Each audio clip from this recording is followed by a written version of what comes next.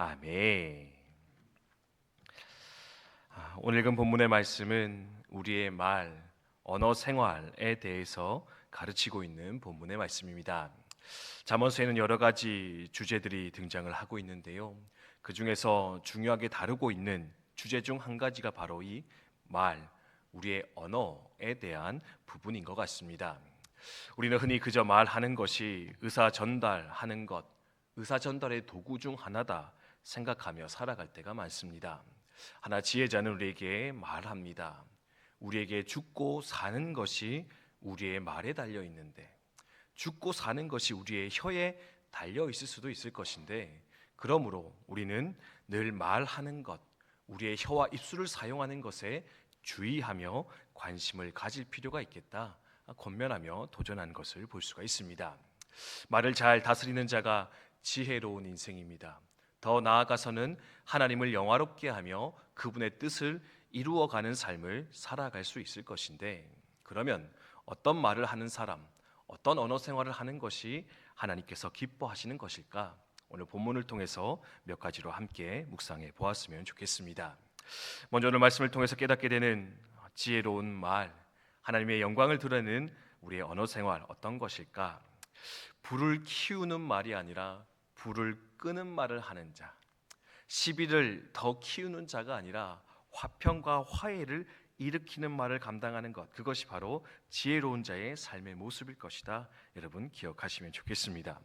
읽었던 우리 21절의 말씀에 보면 숯불 위에 숯을 더하는 자가 있고 타는 불에 나무를 더하는 것 같은 자가 있다. 그렇게 이야기하는 것을 볼 수가 있습니다.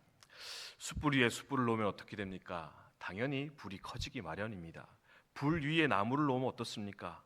당연히 불이 커지기 마련일 것인데, 우리가 하는 말을 통하여서 이러한 상황, 환경을 만들어 갈 수도 있겠다.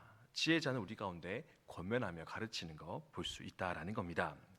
산성도 여러분, 여러분은 어떤 말을 하며 살아가고 있습니까? 시비를 키우는, 불을 키우는, 숯불 위에 숯불을 더하는 말을 행하며 살아가고 있습니까? 아니면 불을 끌 수 있는, 그 숯불을 더 낮출 수 있는 말을 감당하며 살아가고 있습니까? 부디 불을 키우는 자가 아니라 불을 꺼뜨릴 수 있는, 불을 잘 내려놓게 만들 수 있는 그런 저와 여러분의 삶 되어지기를 주님의 이름으로 축원드립니다. 특별히 이렇게 화를 키우는 분들 보면은요, 이런 말 자주 쓰는 거 볼 수 있습니다. 나는 그냥 사실을 말했을 뿐이다. 나는 그냥 있는 그대로를 말했을 뿐이다.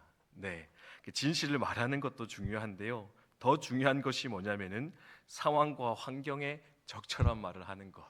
네, 나는 그냥 있는 그대로 말한 거야. 진실 말한 거야. 근데 진실은 말해도요, 이거를 말했을 때 화가 커질까? 시비가 더 일어날까? 저 사람의 마음에 상처를 주는 것일까? 잘 돌아보면서 때로는 진실이라도 하지 않는 것이 지혜로울 수 있을 것인데, 화해를 이루는 좋은 방법일 것인데, 하나님 이것을 분별할 수 있는 지혜를 주시고 또 이것을 행할 수 있는 결단을 우리 가운데 허락하여 주시옵소서. 또 함께 기도하였으면 좋겠습니다.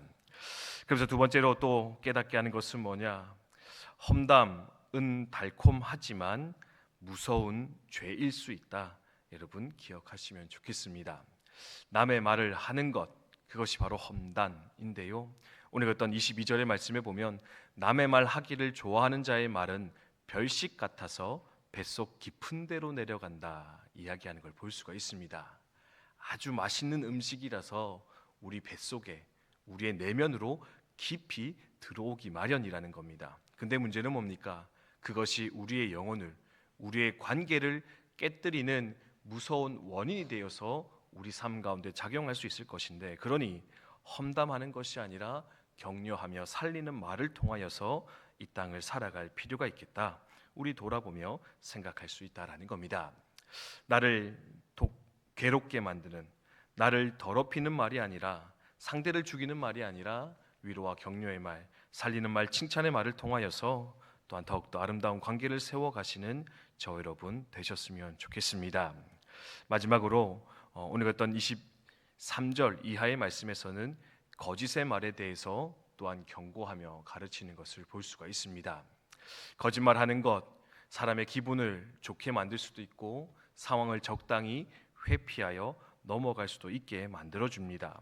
하나 중요한 것은 뭐냐? 그 모든 거짓들은 하나님이 기뻐하지 않는 것이요, 거짓으로 쌓아올린 관계는 언젠가 반드시 무너지고 그 거짓은 드러나기 마련일 것인데, 그러므로 또한 거짓으로서 관계를 만들어가거나 상황을 좋게 만들어갈 것이 아니라 진실한 말을 통하여서 주어진 삶의 여정을 성실하게 살아갈 것에 대해 가르치며 도전하는 거 볼 수가 있습니다.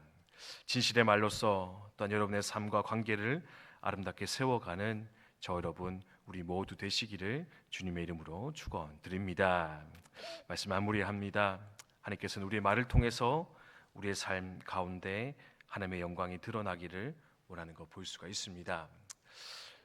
시비의 말이 아니라, 싸움의 말이 아니라 화평의 말로써, 화해의 말로써 오늘 하루를 아름답게 세워가시는 저 여러분 되셨으면 좋겠습니다.